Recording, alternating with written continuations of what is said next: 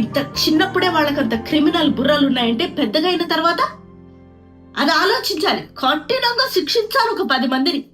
విచారణ విచారణ విచారణ కాదు, ఫాస్ట్ ట్రాక్ చేసి కఠినంగా ఒక 10 మందిని అందరికి కనపడేలాగా శిక్షిస్తే 11 వాడు ఖచ్చితంగా చేయడానికి భయపడతాడు.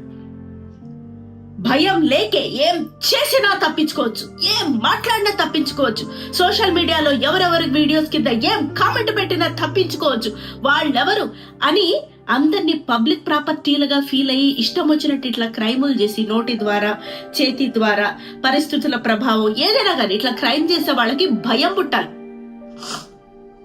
సోషల్ మీడియాలో కామెంట్లు పెట్టడం ఏం తక్కువ క్రైమ్ అనుకుంటున్నారా? అది ఒక మనిషి మైండ్ మీద ఎంత ప్రభావం చూపిస్తుంది తెలుసా? ఎవరో ఏదో వీడియోలు చేస్తున్నారు, నచ్చితే చూడు, నచ్చకపోతే ఏది పిచ్చి వీడియో అని చెప్పి తిట్టుకో వదిలే.